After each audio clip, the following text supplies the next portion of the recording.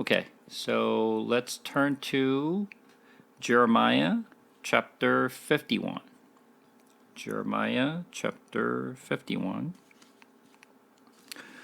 Thus says the Lord, Behold, I will stir up the spirit of destroyer against Babylon, against the inhabitants of Leb-Kamai, and I will send to Babylon winnowers, and they shall winnow her, and they shall empty her land.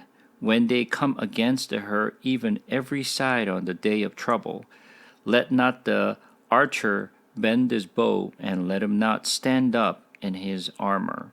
Spare not her young men, devote to destructions will her army. They shall fall down slain in the land of Chaldeans, and wounded in her streets. For Israel and Judah have not been forsaken by the the Lord of hosts, but the land of Chaldeans is full of guilt against the Holy One of Israel. Flee from the midst of Babylon. Let every one save his life. Be not cut off in her punishment, for this is the time of the Lord's vengeance. The repayment he is rendering her. Babylon was a golden cup in the Lord's hand, making all the earth drunken. A nation drank of her wine. Therefore the nation went mad. Suddenly Babylon has fallen and been broken. Wail for her. Take balm of her pain. Perhaps she may be healed. We would have healed Babylon, but she was not healed. Forsake her and let us go, each to his own country. For her judgment has reached up to heaven, and has been lifted up even to the skies. The Lord has brought about our vindications. Come, let us declare it in Zion, the work of the Lord our God. Sharpen the arrow, take up the shield. The Lord has stirred up the spirit of the kings of the Medes, because his purpose concerning Babylon is destroyed it. For that is the vengeance of the Lord, the vengeance for his temple. Set up standard against the walls of Babylon, make the watch strong. Set up the watchman, prepare the ambusher, for the Lord has both planned and done what he spoke concerning the inhabitants of Babylon. O you who dwell by many waters, rich in treasures, your end has come, and thread of your life is cut. The Lord of hosts has sworn by himself, surely I will fill you with men as many as locusts, and they shall raise the shout of victory over you. So let's just think about this story, what this means.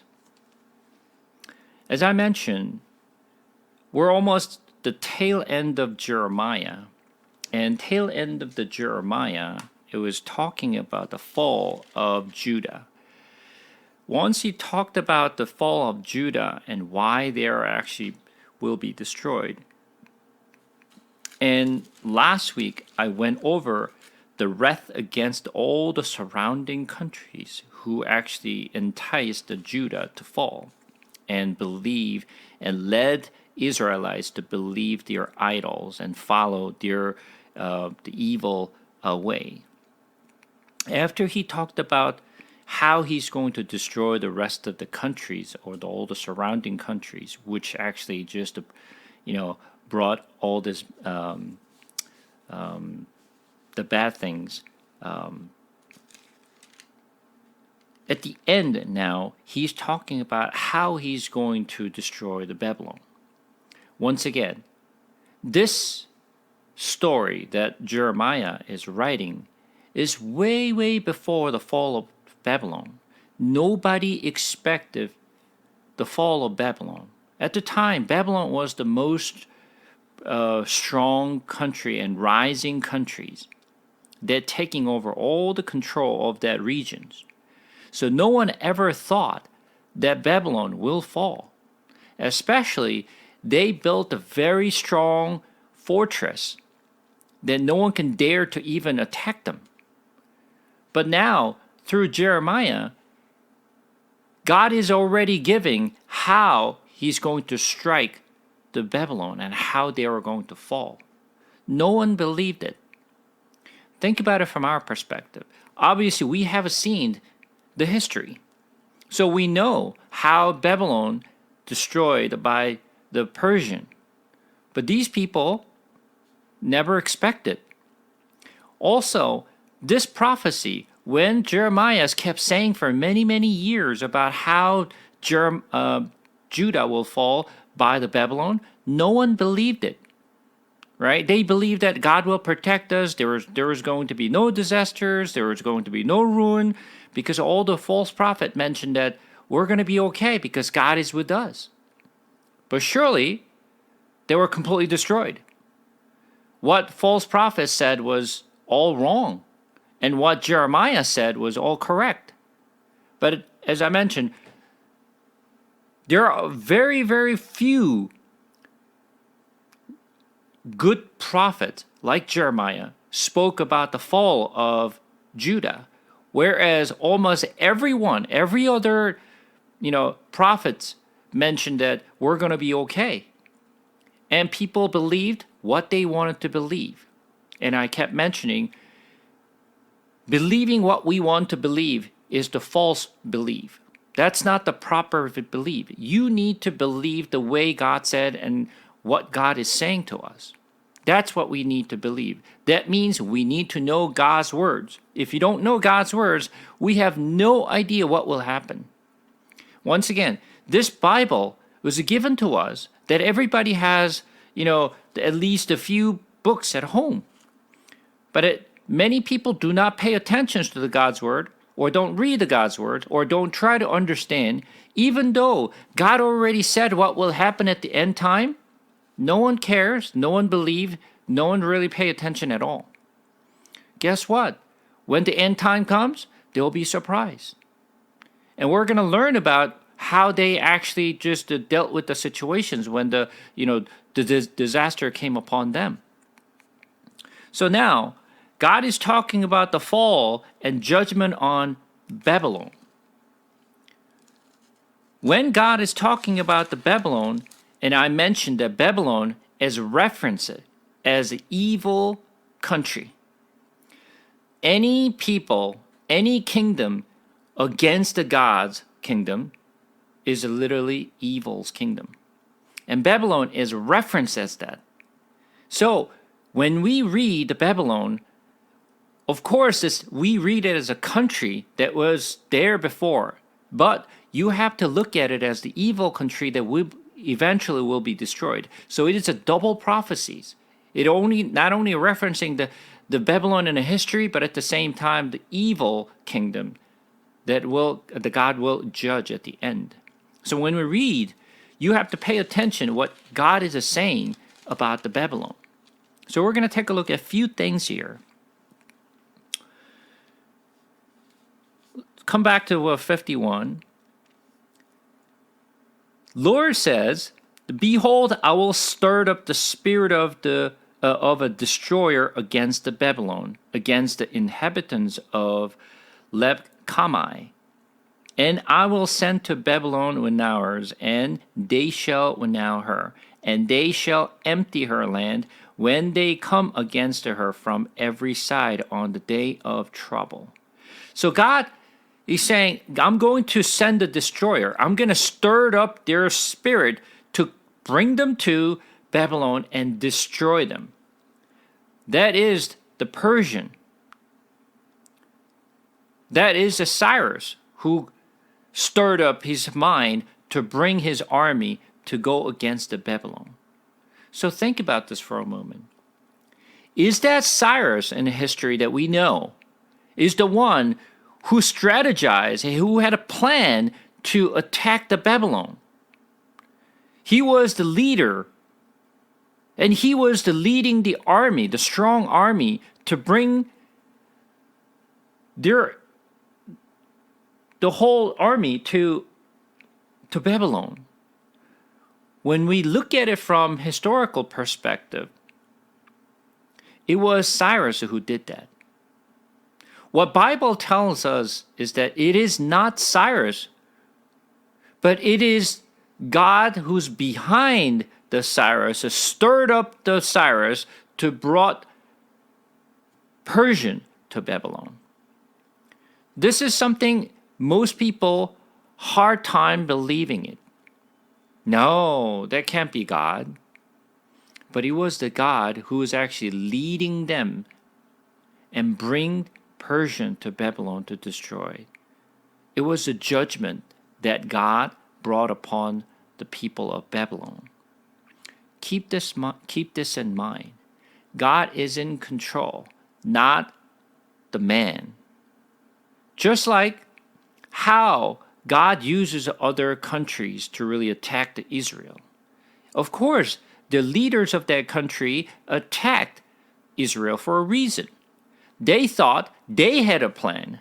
It was their plan to attack Israel. But in behind, God is the one who stirred up the leaders and the country to attack Israel. And it's always been the case. So then I'm going to ask you this. Is this any different in today's world? It's the same thing. Same as it was before. God still uses the people in today's world to bring disaster upon others. Continue on. Let not the archer bend his bow, and let him not stand up in his armors. Spare not her young man, devote to destructions all her army. So that means that Babylon won't be able to fight back. They will crumble down. And now, I think I gave you some story of how Cyrus actually attacked the Babylon. Have you ever seen the fortress of the Babylon? You never seen the Babylon's a fortress? All right, let me see if I can find. Maybe I actually have those.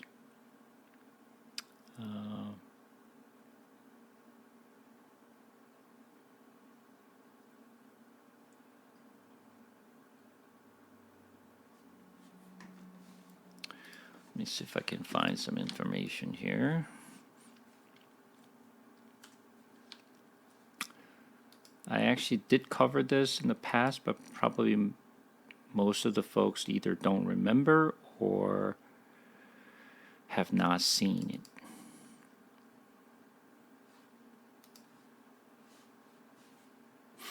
Let me see. Jeremiah.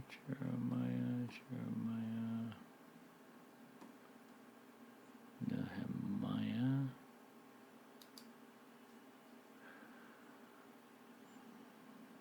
Second King.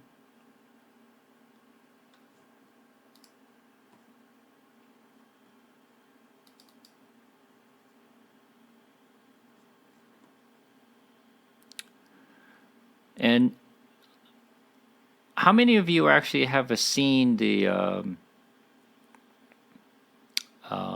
movie 300?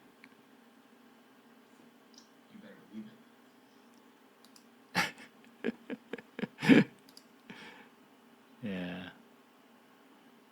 You can, I mean, it's a little bit exaggerated, but it will give you some ideas of how the Persian, the soldiers actually fought. They're, Xerxes is mentioned in the Bible too, right? yeah, they actually had the Persians used the archer, and they're very good at spear.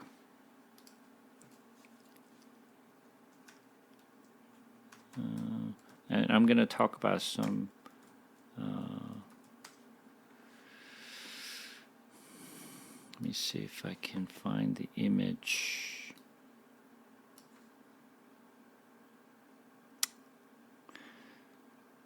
Historically, the Babylons, the the fortress was so big and so well built that it was no one ever actually thought they could actually even dare to even attack them, because their thickness of their wall is about 14 meters, the thickness of the wall.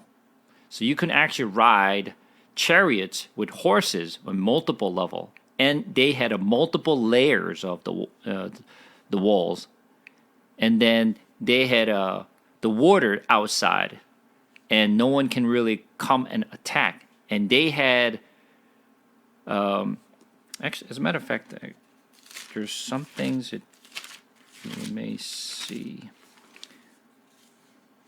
Let's take a look at how actually they were destroyed. So let's go to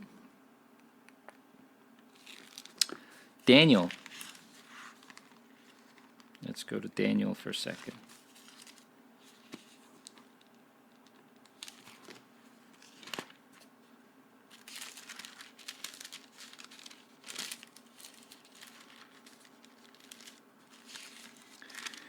Daniel chapter 5.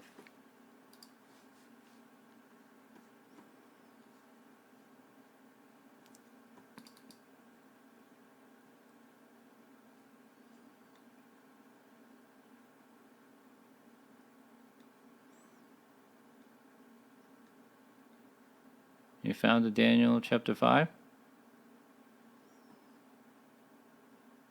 Okay, we're going to read from chapter 5. King Belshazzar made a great feast for 1,000 of his lord and drank wine in front of the 1,000. Belshazzar, when he tasted the wine, commanded that the vessel of gold and of a silver that Nebuchadnezzar his father had taken out of the temple in Jerusalem be brought, that the king and his lord, his wife, and his concubines might drink from them. Then they brought in the golden vessels and that had been taken out of the temples and the house of God in Jerusalem. And the king and his lords, his wife, and his concubines drank from them. They drank wine and praised the God of gold and silver, bronze, iron, wood, and stone. Immediately, the fingers of a human hand appeared and wrote on the plaster of the walls of the king's palace, opposite of a lampstand. And the king saw the hand as it wrote. Then the king's color changed, and he thought alarmed him. His limbs gave way, and his knees knocked together. The king called loudly to bring in the enchanters and Chaldeans and astrologers, and king declared to the wise men of Babylon, whoever reads this writing and shows me its interpretation shall be clothed with the purple and have a chain of gold around his neck, and shall be the third ruler in the kingdom. Then all the king's wives' men came in, but they could not read the writing or make known to the king of interpretations. The king Belshazzar was greatly alarmed, and his color changed, and his lord were perplexed. The queen became, because of the words of the kings and the lord, came into the banqueting hall, and the queen declared, O king, live forever. Let not your thoughts alarm you, or your color change.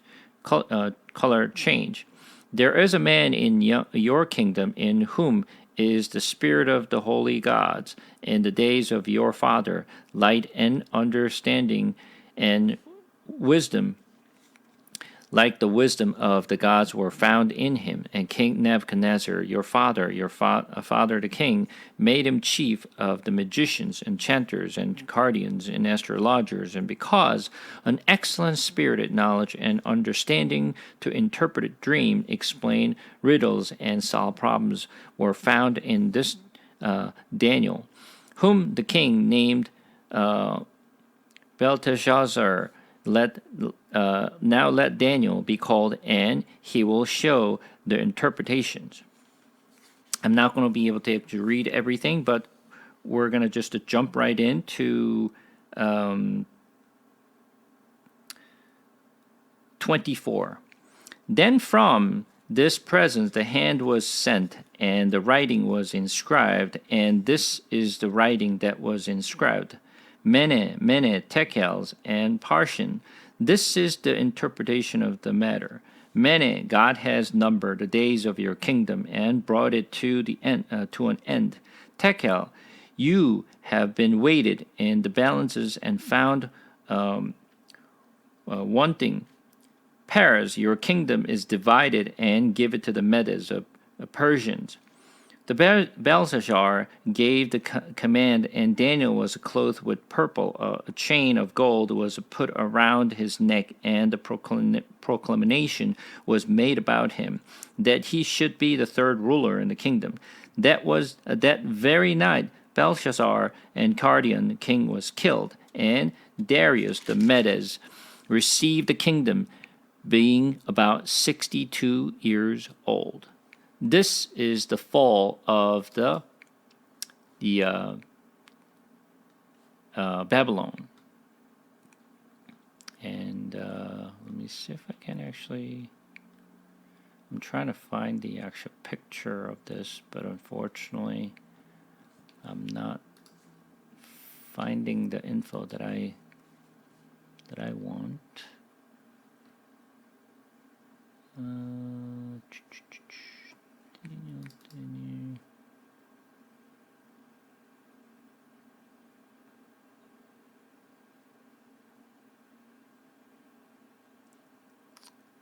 Yeah, I'm not finding an image that I'm looking for right now.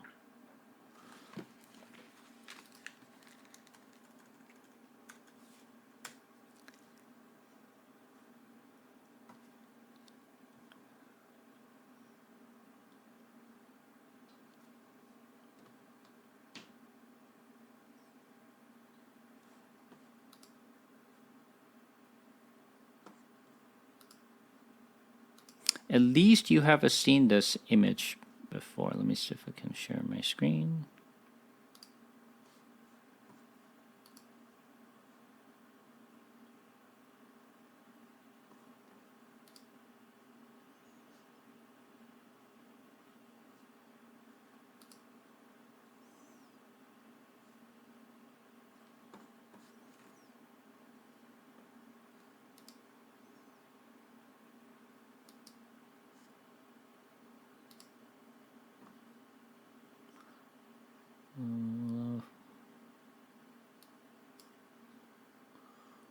What's going on with my...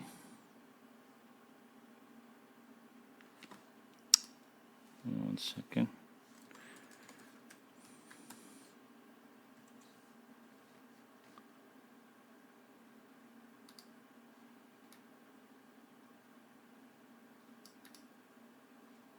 Okay.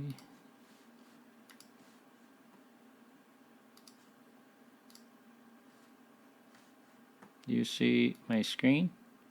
At least you have seen this image before, right? This image, right? It looks familiar to you, right? And at least you've probably seen something like that. And as you can see here, in the fortress, there is a water around the whole fortress. The blue entrance to what you saw was this. This is the front.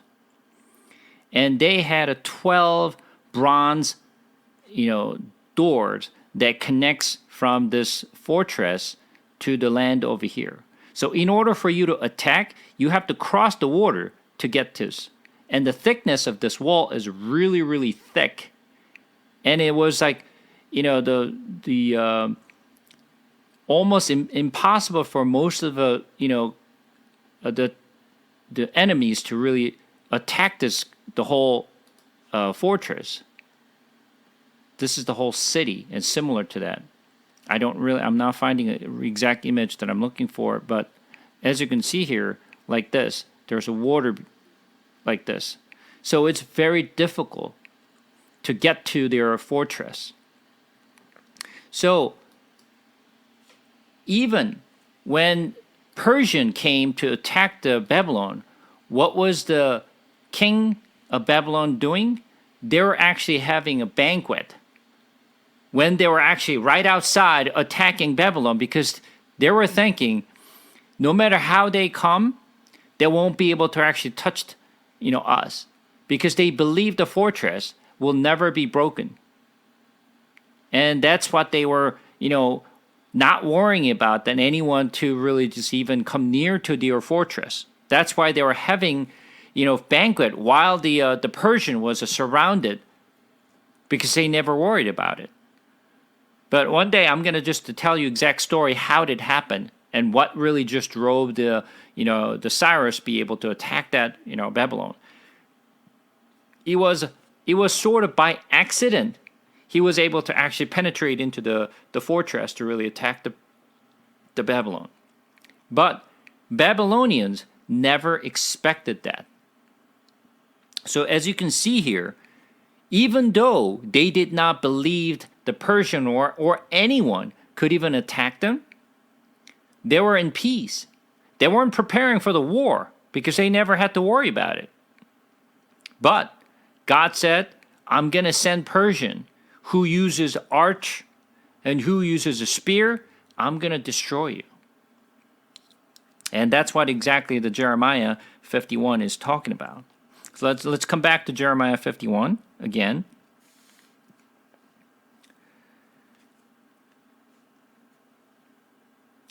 Verse 6 says, flee from the midst of Babylon. Let everyone save his life.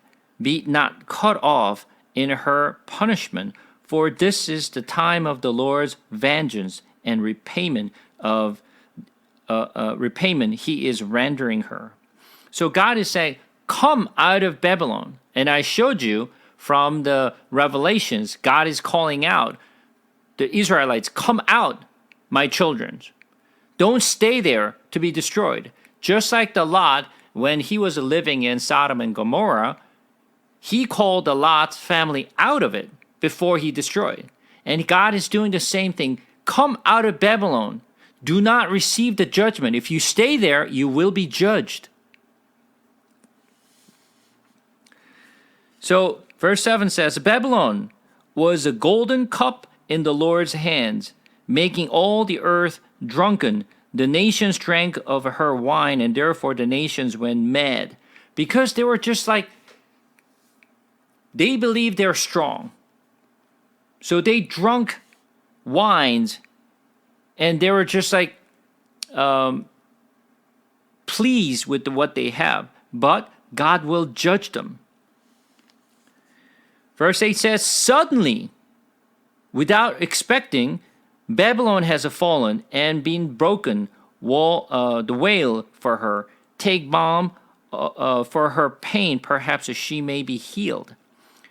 We would have healed Babylon, but she was not healed. Forsake her and let us go.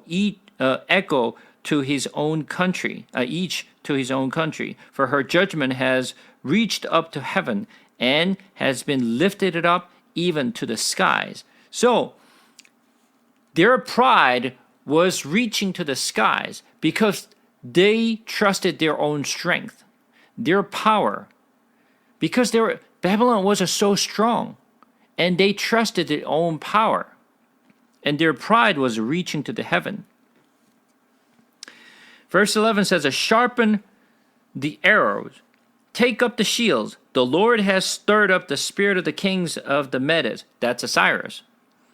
Because his purpose concerning Babylon is to destroy it, for that is the vengeance of the Lord, and vengeance for his temple.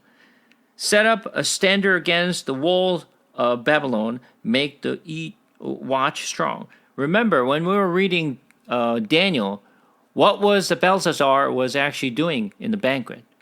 He asked, bring all the cups, bring all the gold and silver cups that our father brought it from Israel, the temple side. Those cups were in the God's temple. And they were using those cups to drink their wines. And God was mad.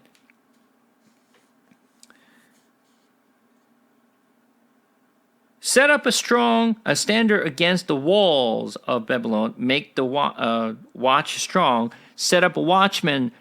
Prepared ambushes. For the Lord has both planned and done what he spoke concerning the inhabitants of Babylon.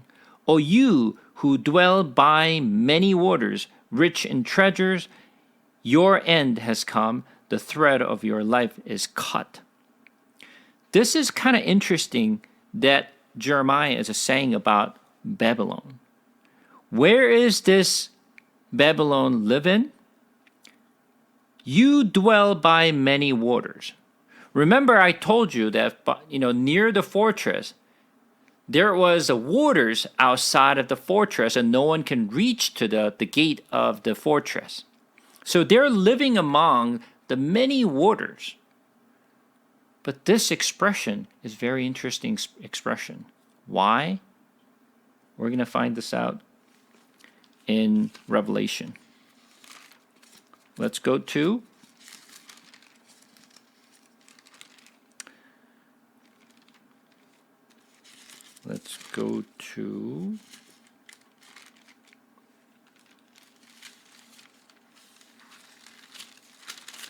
chapter 16.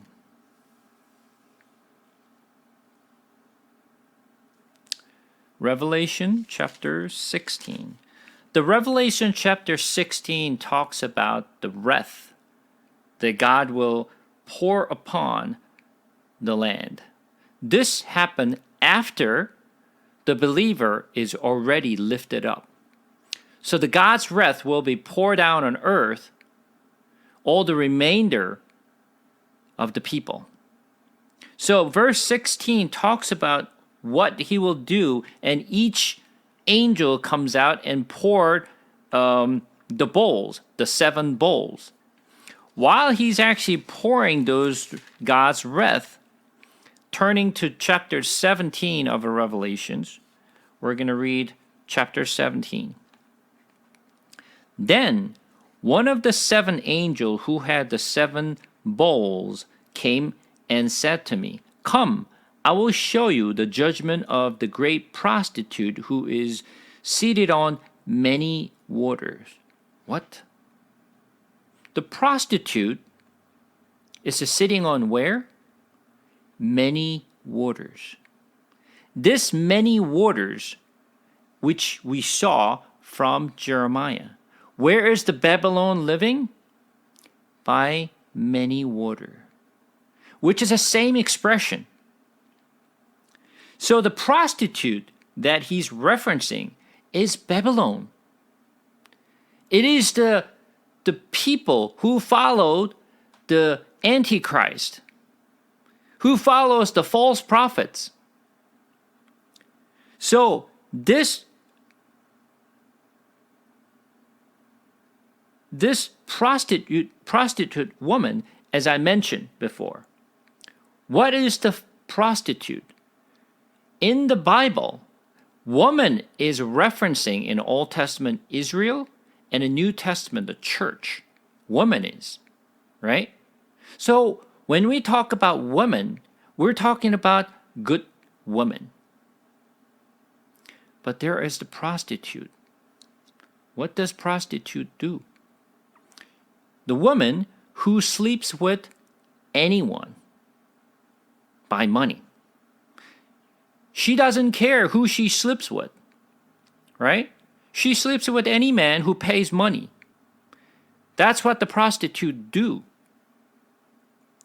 It is referencing prostitute, which means it was a woman who is referencing the church, but it's not a good woman. Woman who actually does the prostitute is someone who actually turned from bad, the good to bad. The woman who turned aside.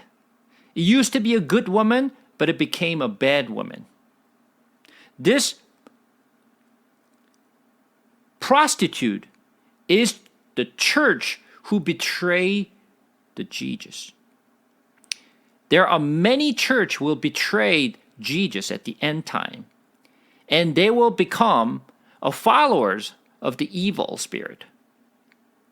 The turned to a bad church. They call it a church, but it's no longer a church. Just like the Israel was good, the God chosen people turned away from Jesus, and they were the one who killed Jesus. Same thing. At end time, there will be a church who betray Jesus and follow the evil spirit.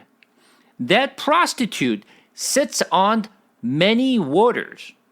And when you turn to chapter 18, now what he talks about is, after this, I saw another angel coming down from heaven, having great authority, and the earth was made bright with his glory, and he called out with a mighty voice, Fallen, fallen is Babylon the Great. She has become a dwelling place for demons, a haunt for every unclean spirit, a haunt for every unclean bird, a haunt for every unclean and detestable beast.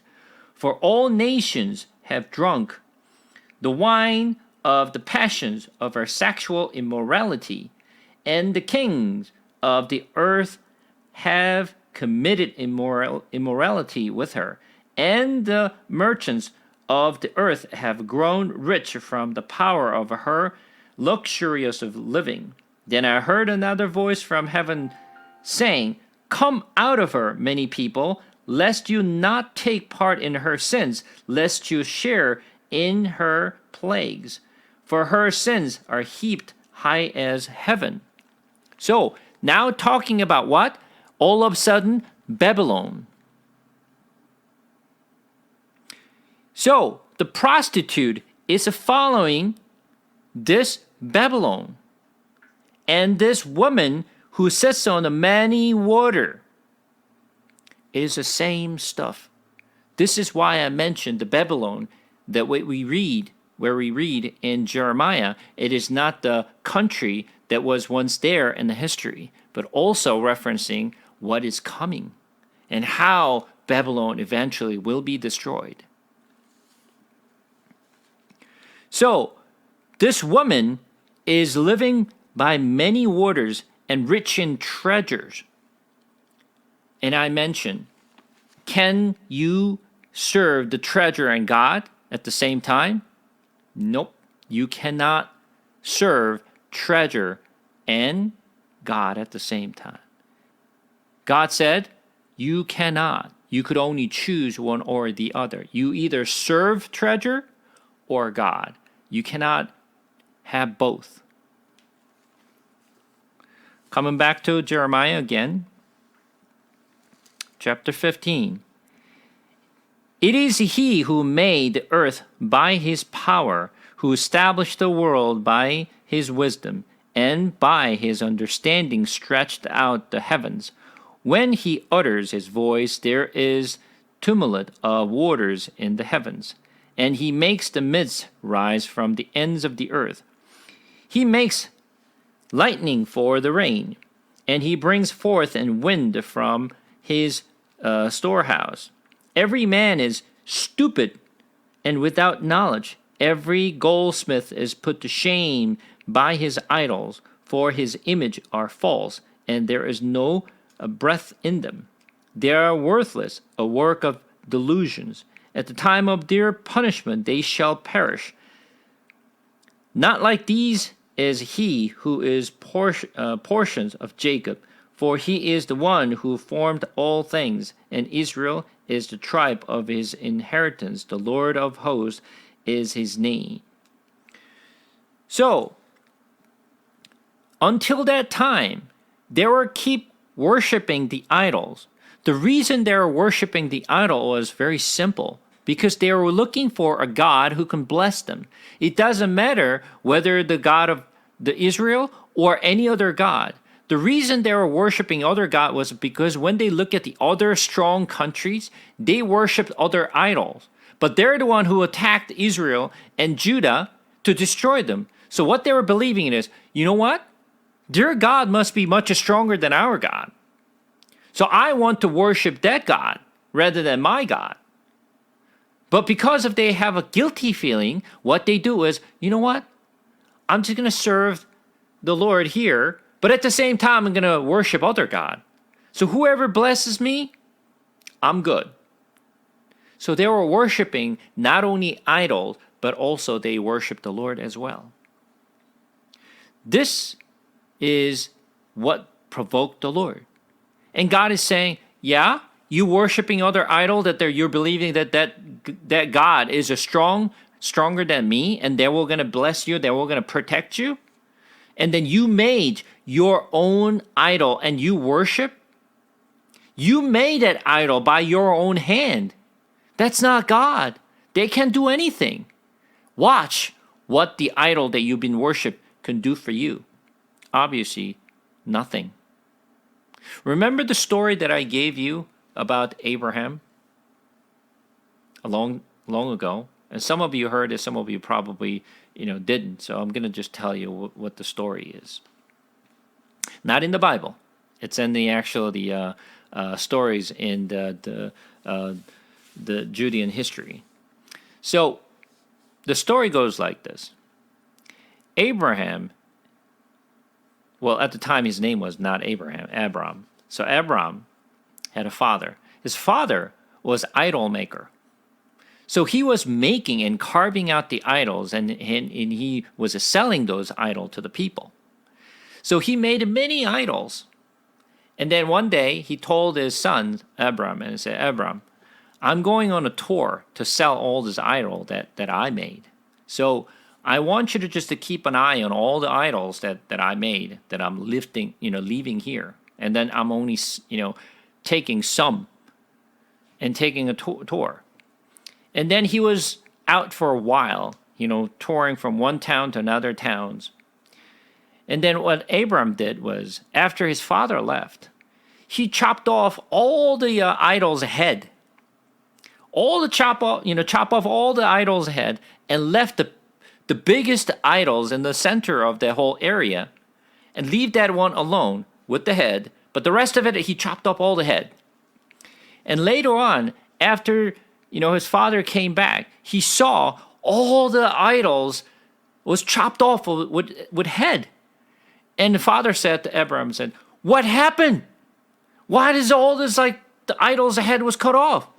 And Abram said, Dad, you see that middle, the idols in the center? Soon after you left, that idol stood up and walked around and chopped off all the little ones, the idol's head. And his father said, what are you talking about? How will this idol's gonna, walk up and chop up all this little idol's head? And Abram said, Dad, why are you selling this idols that can walk around and act? Why are you selling this idol to other people if they can't do anything? He has no life. He can't do anything. And his father could not say anything. Because he himself didn't believe that the center of that idols, the biggest idols, can go around and chop off all the small idols' head. Obviously, because it's dead. It's a stone. It's wood. You can't do that. So, God is making the same argument. What can idol that you carved out with your own hand can do? This idol can't do anything. It cannot protect you. It cannot bless you. It can't do anything. Why are you worshiping? Even though God said to them many, many times, but they're just keep ignoring the Lord's commands and they keep worshiping. This is why they provoked the Lord. Even though God told them, I hate this, I hate this, I hate this, but they completely ignored the Lord. And God also mentioned to Moses, if you continue to do this, you're going to face the judgment. This is the consequence you will face. And God warned them many, many times, not once. but they just keep ignoring. And they did what they wanted to do. So, what are they facing? Obviously, they're facing what God said it will happen. Verse 20, you are my hammers and weapon of war. With you I break nations in pieces. With you I destroyed kingdoms. With you I break in peace the horse and his riders. With you I break in peace and chariot and the charioteers. With you I break in pieces men and women. With you I break in peace the old man and the youth.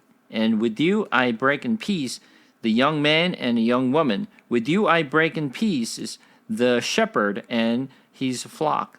With you I break in pieces the farmers and his teams. With you I break in pieces governors and commanders. I will repay Babylon and all the inhabitants of the Chaldeans before you, your very eyes, for all the evil that they have done in Zion, declared the Lord. Remember, God used Babylon to destroy all the surrounding countries as well as Judah. Did God use Babylon and Nebuchadnezzar? Absolutely. Just like God is using Cyrus to destroy the Babylon. And when Babylon was doing this, it's like, think of it this way. God was using Babylon to discipline Israel. And God used them. And obviously, Nebuchadnezzar did not know that God was using him to destroy the surrounding country as well as Judah. And it's this. You tell your neighbor's son, said, listen, can you actually just discipline my child? And you tell your neighbors to do that. And then you expected it to just like talk to my child and giving him what to do and how to lead. But then what the neighbor did was, oh yeah? Discipline your child? All right, let me do it. And then he just went to his child and beat him up to death. And you found out your child is almost like in the hospital and you're almost dying. What would you do to your neighbor's sons? You come over here. You come over here. You're gonna beat him up like, right?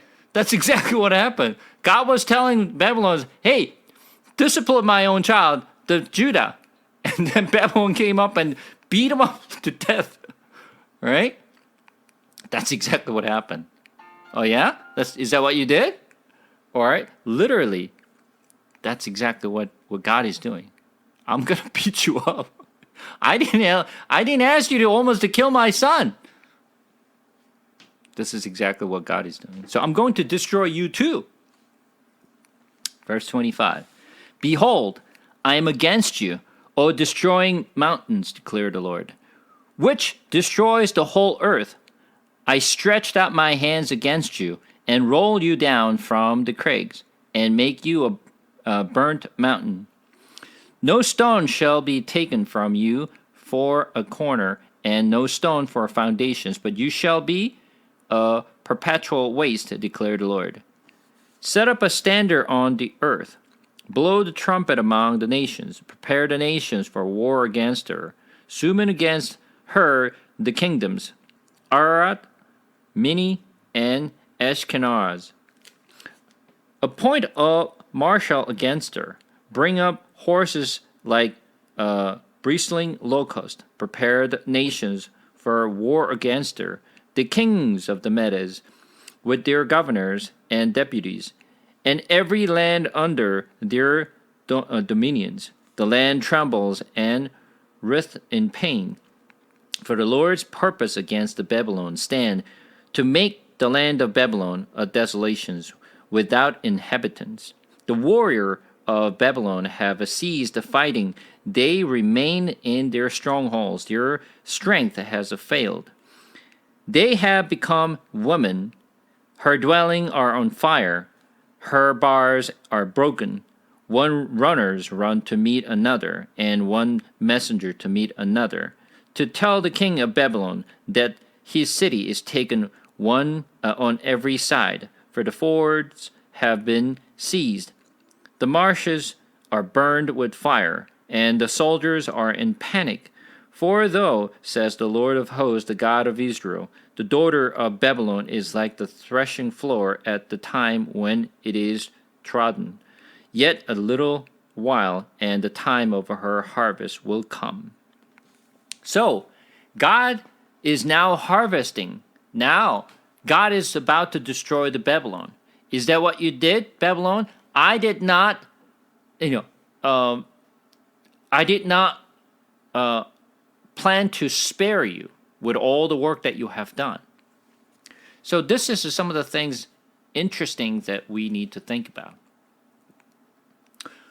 Babylon and Nebuchadnezzar did what God wanted to do. Shouldn't he be pleased with Nebuchadnezzar and Babylon because they have done what God wanted it? Because God used Babylon and Nebuchadnezzar. Shouldn't he be actually praised and be comforted and be awarded for what they had done? Because they followed the directions that God gave them. They followed the way God told them to do, to destroy all the surrounding countries, also Judah. Shouldn't he be praised for his good work? So shouldn't God actually, kind of tapped on his shoulder and said, good job, man. You did a good job. Shouldn't he be praised and be awarded?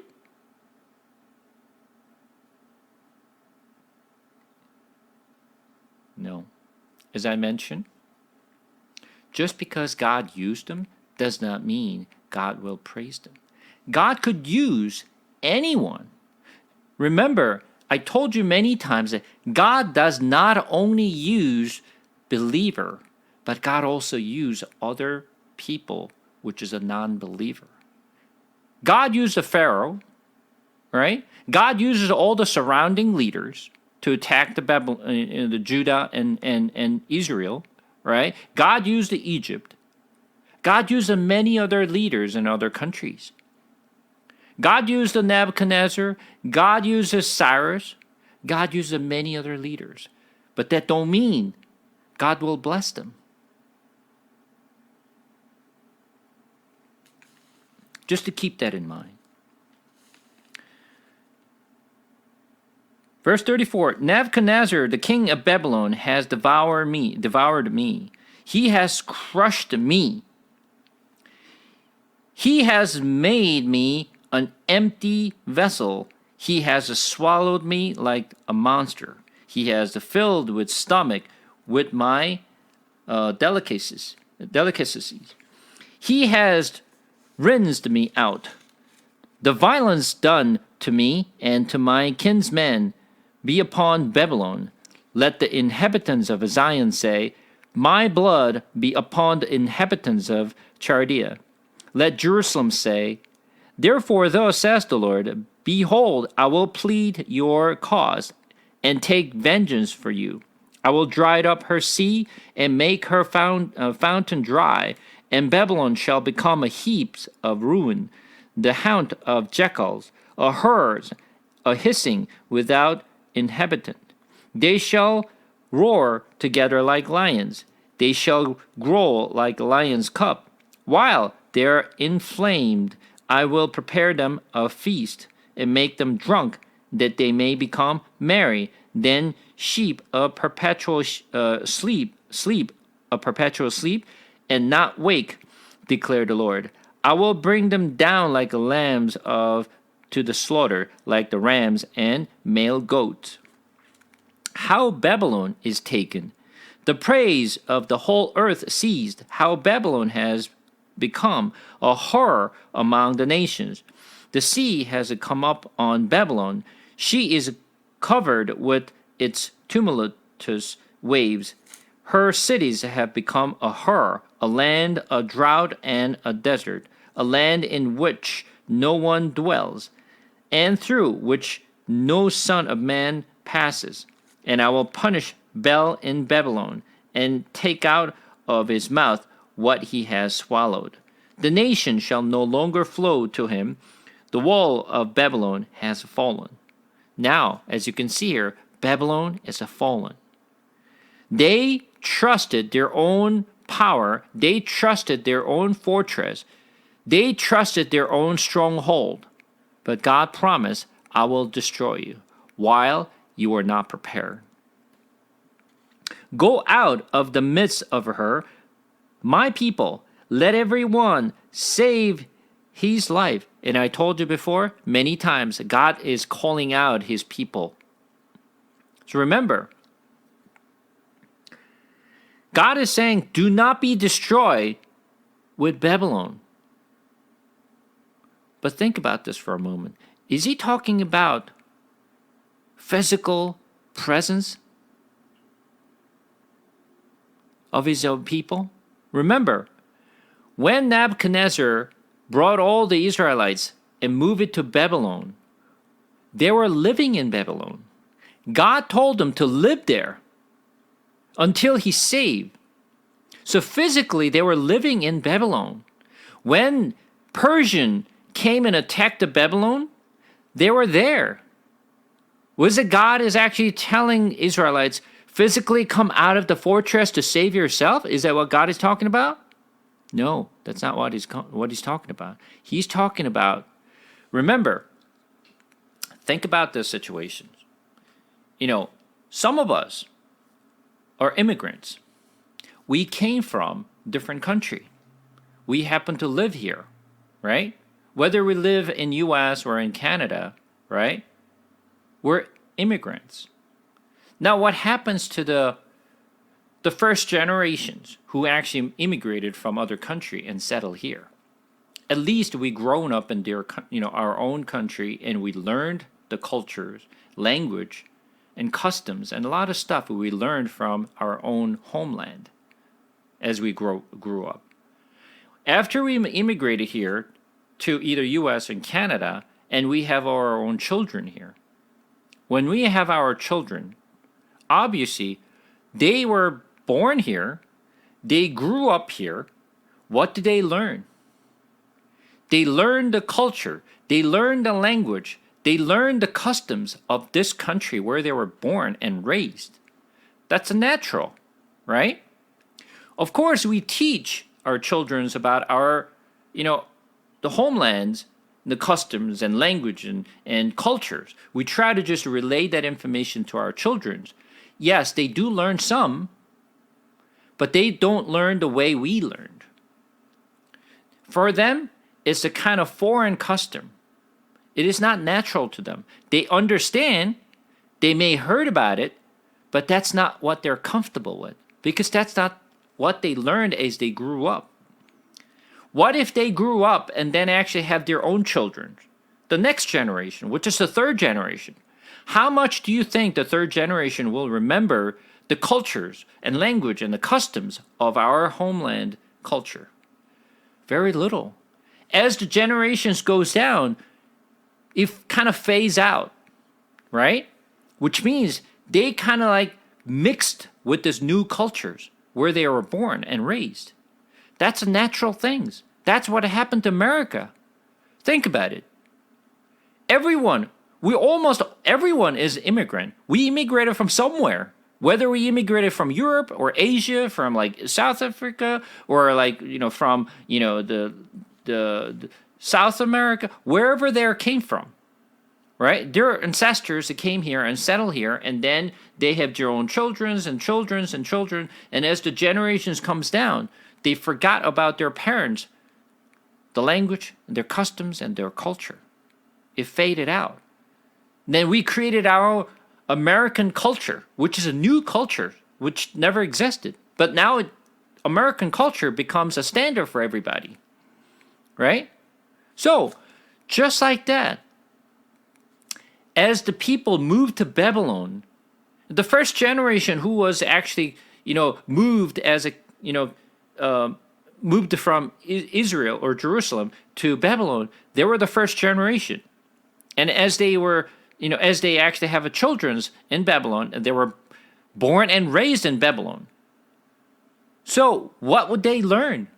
They learned Babylonian language. They learned Babylon culture. They kind of mixed into the Babylonian, society, right? They no longer have the heritage from their own ancestors. So they started to mingles and then, kind of like mixed in with the Babylonian cultures. And their parents and say, we have to go back. This is not our homeland. We're going to have to go back to our own homeland in Jerusalem. What do you think that will happen to the second generation? They do not want to go back.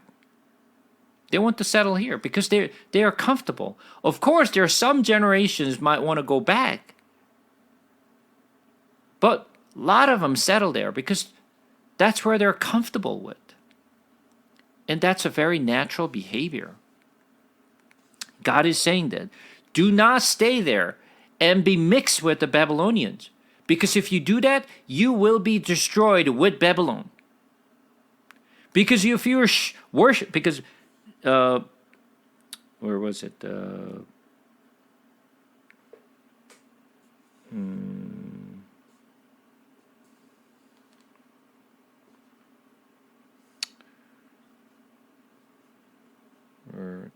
Verse 44 says, and I will punish Bel in Babylon. Bel is the idols that Babylonian was worshiping. That's the idol. So God is saying, I will punish Bel in Babylon. The idols that Babylonians are worshiping, I will destroy that. And the people who grew up there in Babylon, they also worship Bel. Because that's what everybody does. And God is saying, I'm going to destroy. Do not be part of it because I'm going to destroy the Babylonians. So God is saying, go out of the midst of her, my people. Let everyone save his life from the fierce anger of the Lord. So do not be part of the Babylon. Do not worship the Baal. Come out of it.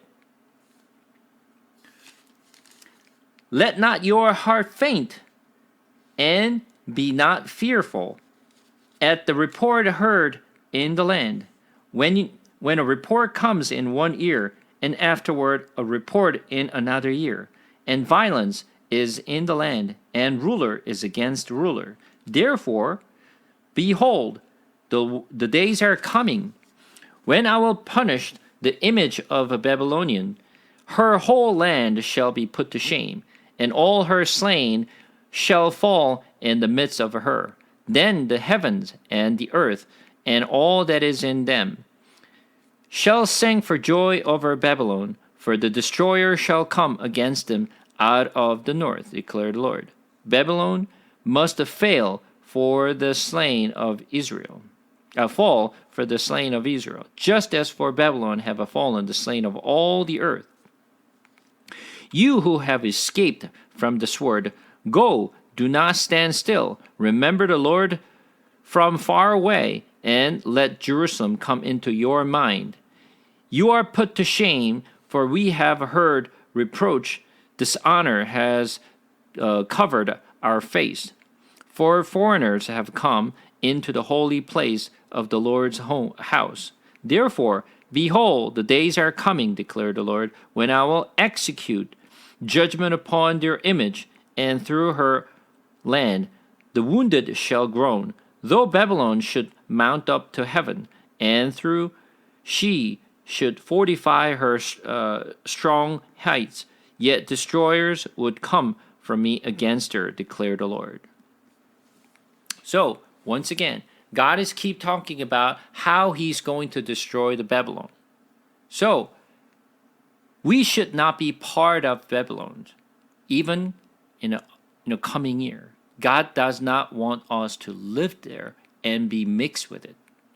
But once again, just to keep that in mind, God is the one who moved the Israelites or the Judeans over to Babylon and have them live there well. Have your own children, just to follow them and live there. God is the one who told the people of Judah to do so. So they were living among the Babylon people. right? But they were living among the Babylonians. So it's easy for them to get mixed. Think about it. We are living among all other non-believers as well. Should we be mixed with them? And God is saying, do not be mixed with it. You live with them, but not necessarily be mixed with them. Do not be part of that. You're different because you are my own child. A voice, a cry from Babylon, the noise of great destructions from the land of the Chaldeans. For the Lord is laying Babylon waste and stilling her mighty voice. Their waves roar like many waters, and noise of their voice is raised. For a destroyer has come upon her, upon Babylon.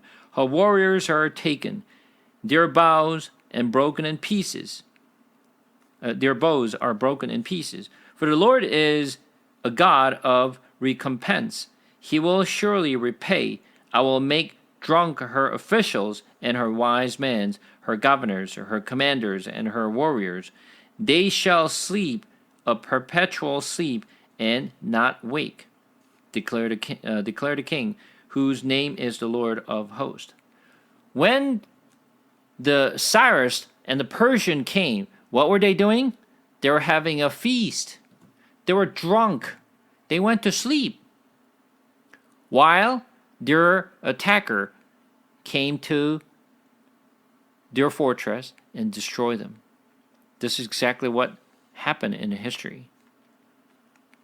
Thus says the Lord of hosts, the broad wall of Babylon shall be leveled to the ground, and her high gate shall be burned with fire.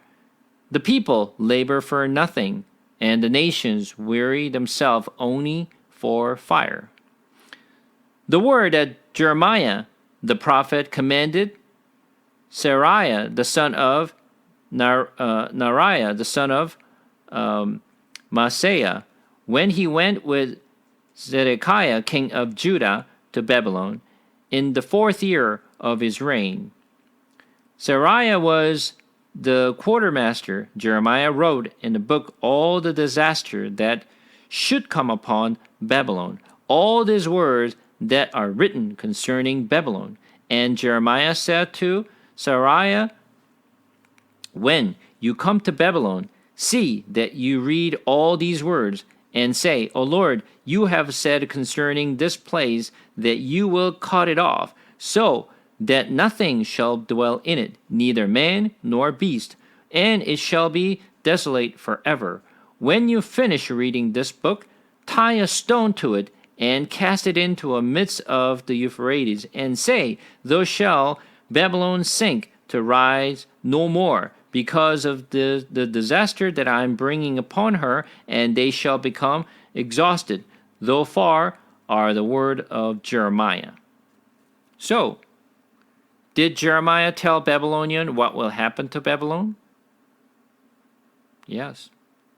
Jeremiah told Babylon, this is how you will be ended up. Did they pay attention? Of course not. Why would they read when they were when they had the most power? They did not pay attention to what Jeremiah said. Think about it. Who is Jeremiah? He's the one of the prophet who was beaten up by his own people, was put into dungeon, jail, right? Locked up. He's nobody. He's the prophet of the fallen country of Judah. Why would Babylon listen to Jeremiah's saying? No reason for Jeremiah to the Babylon to listen to what Jeremiah is saying, especially when they're at the peak. Right? There's no reason for them to believe what Jeremiah said, so they ignore. And now, at the end, you know exactly how Babylonian ended their kingdom. Even though God actually gave them warning, this what will happen to you, they completely ignored. They didn't do anything with it. So this is the part where we need to pay attention. Do we care, or do we pay attention to what God's saying to us? How long does the, Revelation's been written? Hundreds of years and thousands of years. All right? And this will come. But no one believes because we don't anticipate end will come. It's already been hundreds of years and thousands of years. Nothing happened. It will not come. But when we did not expect it, this will come. Chapter 52. Zedekiah was 21 years old when he became king, and he reigned 11 years in Jerusalem. His mother's name was Hamutal, and daughters of Jeremiah of Libnah. And he did what was evil in the sight of the Lord, according to all that Jehoiakim had done. For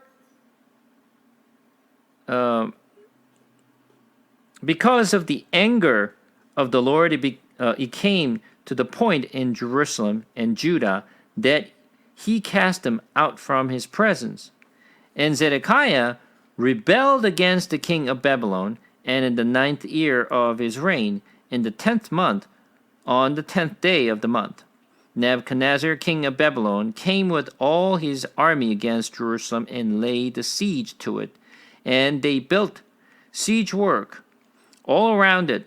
So the city was besieged until the 11th year of King Zedekiah. On the 9th day of the 4th month, the famine was so severe in the city that there was no food for the people of the land.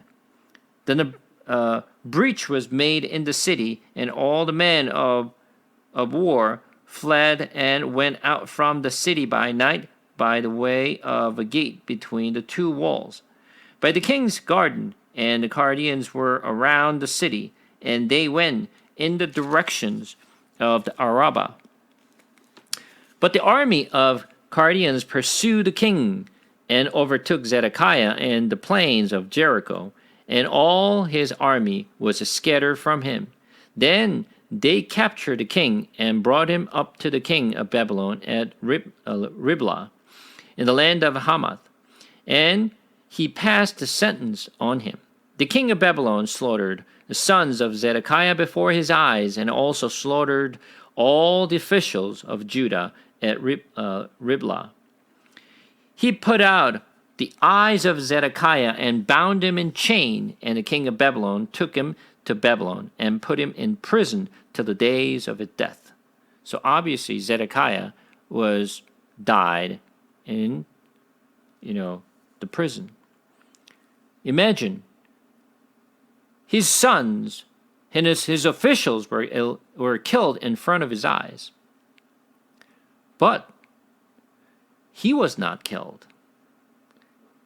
Maybe it was easy for him to get killed at when all his sons and all officials were killed. But instead, Nebuchadnezzar gouged out. He pulled his eyes out and dragged him to Babylon and put him in prison until he died. I told you before. What would he be thinking at the time when he was dragged into Babylon? When he was put into prison, what do you think he was thinking about? He probably remembered a lot of stuff that Jeremiah said. And he probably regretted that he did not listen to Jeremiah. But all the regrets wouldn't do anything for him because too late.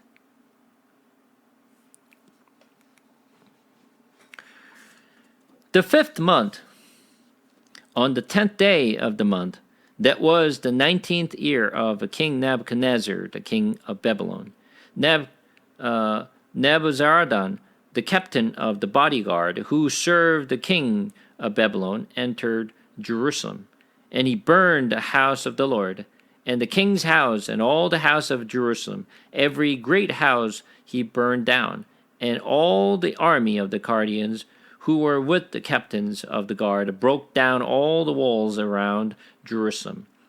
And Nebuzaradan, the captains of the guard, carried away captive some of the poorest of the people, and the rest of the people who were left in the city, and the deserter who had deserted to the kings of Babylon, together with the rest of the artisans.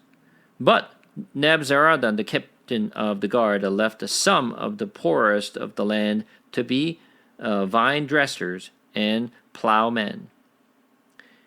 And the pillars of bronze that were in the house of the Lord, and the standards, and the bronze seas, and were in the house of the Lord, the Chaldean broke in pieces, and carried all the bronze to Babylon, and they took away the pots, and the shovels, and the scoffers, and the basins, and dishes for incense, and all the vessels of bronze used in the temple service. Also the small bowls, and the fine pans, and the basins, and the pots, and the lampstands, and the dishes for incense, and the bowls for drink offerings. What was of gold, the captain of the guard took away as gold, and what was of a silver, as a silver.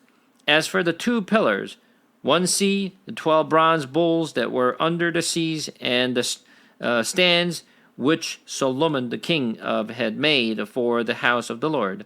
The bronze of all these things was beyond weight. As for the pillars, the height of the 1 pillar was 18 cubits, and circumference was 12 cubits, and its thickness was 4 fingers, and it was hollow. On it was a capital of bronze. The height of the 1 capital was 5 cubits. Network and the pomegranates and all the bronze were around the capital, and the 2nd pillar had the same, with the pomegranates. There were 96 pomegranates on the sides. All the pomegranates were hundreds upon the network all around. And the captain of the guard took Seraiah, the chief priest, and Zephaniah, the 2nd priest, and the 3 keepers of the threshold. And from the city he took officers who had been in command of the man of war, 7 men of the king's council, who were found in the city, and the secretary of the commander of the army, who mustered the people of the land, and 60 men of the people of the land, who were found in the midst of the cities. And Nebuchadnezzar, the captains of the Nebuzaradan, the captain of the guard, took them and brought them to the king of Babylon at Riblah.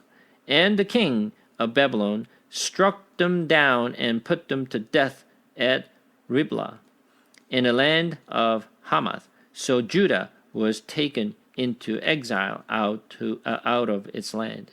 So the people who were guarding and supporting the king of Judah, right? The officials and also the high priest, they were all slain. Those are the people who really closed the king's eyes and ears, giving the wrong information. This is the number of the people whom Nebuzaradan carried away captive in the 7th year. 3,023 Judeans. In 18th years of Nebuchadnezzar, he carried away captive from Jerusalem 832 persons. In the 23rd year of Nebuzaradan, the captain of the guard carried away captives of the Judeans 745 persons. All the persons were 4,600. Let me think. Let us think about this for a moment. How many people moved down to Egypt when Jacob and his family moved to Egypt. 72. While they were living in Egypt for 430 years, how many people came out of Egypt to go to Promised Land? How many people came out of it?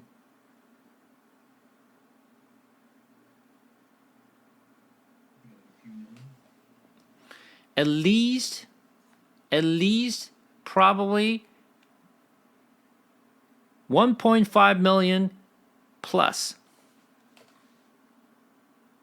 Minimum. 1.5 million plus came out.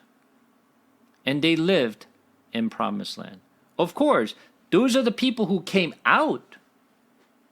When they get in, right, there was still about 2 million people. Imagine, since then, they've been living. How many people do you think they have lived in Jerusalem and Judah? They probably multiplied. But now, how many people brought to Babylon? 4,600. What happened to the rest? They either killed by sword, by famine, or pestilence. Everyone was literally killed. What can you do with the 4,600? Can this be a country? Have you seen the country with the 4,600 people? Do you have any hope that Judah will be restored and stand up as a country? No one can imagine. It's gone.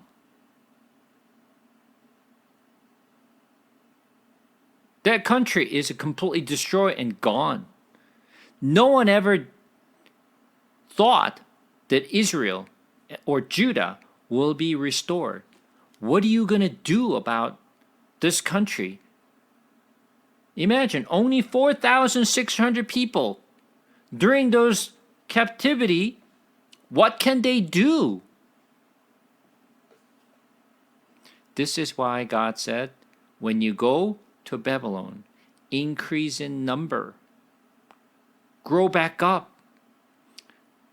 Remember the promise that I made you. I am going to bring you back and restore the Jerusalem. Do you think these people, 4,600 people, believe that? They did not. They did not. Even though they have seen this in front of their eyes, they still did not believe what Jeremiah said. Out of those 4,600, Daniel was one of them. People didn't believe because it's impossible. This is what we think. This is not going to be possible. And I told you many times, AD 70, the general Titus, who destroyed the Jerusalem and Israel, completely destroyed, and all the survivor of Judeans or Israelites spread out all around the world. They've been living as diaspora, spread it out all over the world. The country disappeared for 2,000 years. Who would ever thought that they were going to come back to Jerusalem and stand up as one country again? And became strong as it is today. Who would have ever thought? That's impossible. But who makes it possible? God makes it possible. We are the living proof of how God had done to Israel to restore the country as Israel back again. Even though we are seeing that history today, people still don't believe the promise that God made. I will restore Jerusalem again. If I were one of those of 4,600, I'm going to be literally laugh. What are you talking about? What are you going to do about 4,600 people? No one believed. People still don't believe what God can do. Even though it's only 4,600 people, of course, God restore.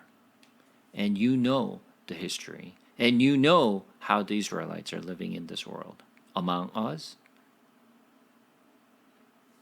So I want you to remember, even though from your perspective it is impossible, God makes it possible. It doesn't matter what we believe. You can believe whatever you want to believe, but don't ever neglect the God's promise. And I told you before, when God makes a promise, He will fulfill it, no matter what you believe. When God said this will be done, it will be done. This is how I know what He said in Revelation will be done, as He said will be done. It's up to us to believe it or not. It's up to the people, believe it or not. That's exactly what happened to people of Judah. You believe or not what Jeremiah said will be done, regardless of what you want to believe. And when they truly faced that disaster and horror of a war, they learned the lessons. I should have believed Jeremiah's prophecies, but it's too late. And I hope it is not too late for us. Continue on. And in the 37th year of the exile of Jehoiakim, king of Judah, in the 12th month, on the 25th days of the month, evil Merodach, king of Babylon, in the year that he began to reign, graciously freed Jehoiachin, king of Judah, and brought him out of prison. And he spoke kindly to him and gave him a seat above the seat of the kings who were with him in Babylon. So Jehoiachin put out his prison garment, and every day of his life he dined regularly at the king's table. And for his allowance, a regular allowance was given him by the king according to his daily needs until the day of his death, as long as he lived. And I explained to you why Jehoiachin was the only king did not die like rest of the kings. Remember,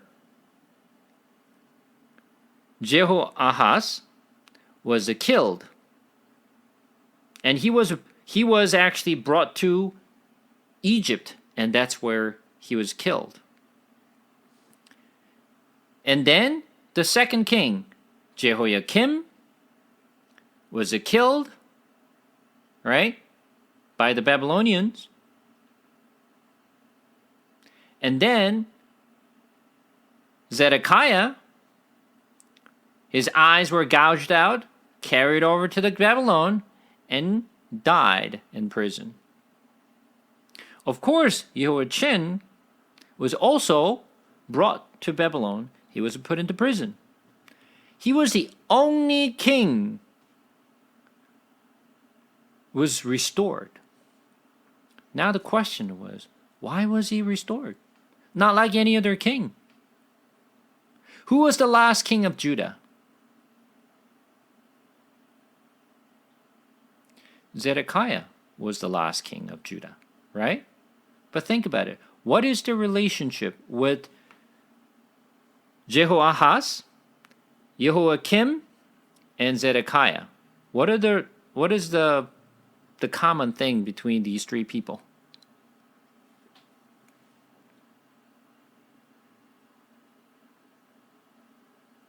What is the common thing of these three kings?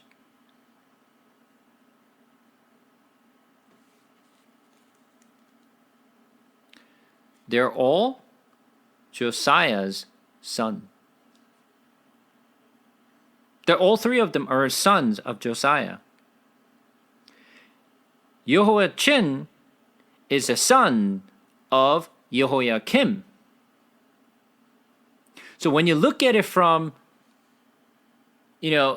the generations, Jehoiachin is the last king of inheritance of King David. Because Jehoahaz, Jehoiakim, and Zedekiah, they were all uncles of Jehoiachin. Jehoiachin was the last king of the King David's line.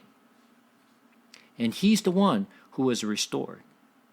And at the end of 2 King, and at the end of Jeremiah, God finished this message that Jehoiachin was restored. Now the question is, what did he do better than other king?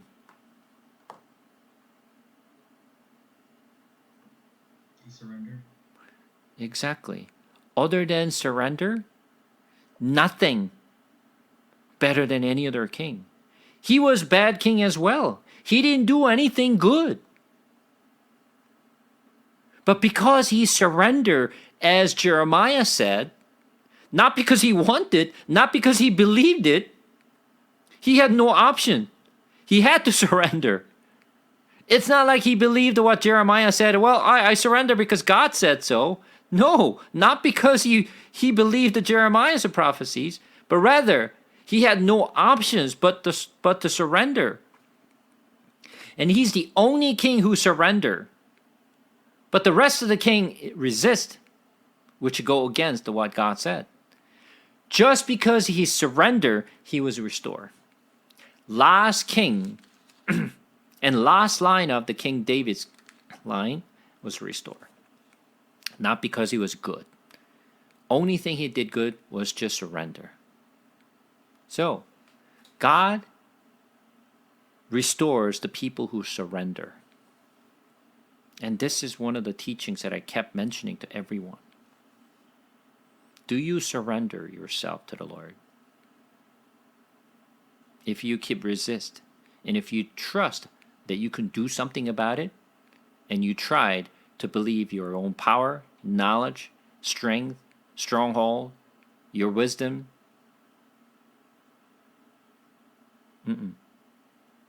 that is going against the Bible's teaching. This is what I kept telling everyone. Surrender to the Lord. Give up. Tell Lord, you can't do anything. Not just saying the word. You have to trust it and believe. God is in charge. God is in control. If you trust that, God will take care of you. That does not mean that you just, okay, so God is in control, God does everything, so you know what? Hey, I'm just going to lay down on the couch and it says, well, God is in control, all right, I'm going to do what I want to do, and God, you're in control, so I think will happen. No, that's not what I mean. You have to do your best. Leave everything up to the Lord. It is not up to you. Everything is God is going to lead. And I give you the reason why. Because when Moses went up to the mountain, he was lifting up the staff. Whether he lift up his arms or the staff, Israelites were winning. When his hands were lower down, they were losing. Who was fighting? Jeremiah and the rest of the people were fighting against the field. Of course, God is in control. But did Joshua had to fight. He had to fight in the field. He was in the battle. He was doing his best to fight against his, the enemies. What I'm saying is, we have to do our best and leave the result up to the Lord. But you surrender. Lord, I'm doing my best because you gave me that strength. You gave me that wisdom. You gave me that knowledge so that I can excel at what I do. And I'm going to do my best, Lord. And all the results is your Lord, because you're in control. Let God lead you. Do not sit on the driver's seat. Sit on the passenger side, not on the driving seats. But we give the wheel to the Lord. Lord, you're the driver, I'll be the passenger, and 5 minutes later, Lord, step away, let me drive. We continue to drive. We don't want God to drive. It's in my head, oh, God's driving. But soon after we say that, we just push God away and let me get in control. Well, find this out. When you guys actually go somewhere, right? Long journey with your husband or your wife, who's driving typically? Who? You drive, right? How about the rest of the people? Who drives? Is it your husband or you drive? My husband. Your husband drive. How about you, Amy? I cannot hear you. My husband drives unless I want to drive. All right. So most of the guy drives, right? Typically, guy drives. For me, my wife drives. I never drive. I never drive when we go in. My wife always drives. I always in the passenger side. Everybody looks at me, huh? Everybody say something to me like, how come you're not driving? Oh, because my wife drives better than me. She knows the road more than me. She knows all the roads, right? She knows like shortcuts. I don't know. And I always say to my wife like, where are you going? Just trust me. And then she always will find a way to get there. She always faster. When we actually have two cars, when we actually leave at the same time, she always gets there before me. So I give the wheel to my wife. You drive. I don't drive. You see? I'm trying to say I'm doing a better job. I'm saying man wants to drive. We give the control to man because we believed, our husband could drive better. Right? And man believes I can drive better. I want to drive. Right? Step aside. If man drives well, let him drive. Right? Let him drive. And if my wife drives better, I'm going to let my wife drive. Someone who can drive better should drive. Same thing. God is in control. God holds the wheel. Sit on the passenger side. Let God drive you. Surrender and trust the Lord. That's the teaching God is giving us. Listen to me. And we have to listen. How do we listen? Through the scripture. That's how we listen. Know the God's word. Listen to us when he tells us. If you don't know God's words, you won't be able to listen to God's. So, as we wrap up Jeremiah today, you learned a lesson. It's been a long journey for many, many weeks that we've been covering this Jeremiah. And Jeremiah has always been the most difficult book. Just like Ezekiel, Isaiah, it's been difficult. But we cover Isaiah already. Right? Now we cover the second book. Only book that we have left is Ezekiel. Except that, the rest of the book will be easy. So, I hope you actually understood the message of the Lord through Jeremiah, and now you can just learn the lessons that we should listen to God's word and understand what God is keep telling us.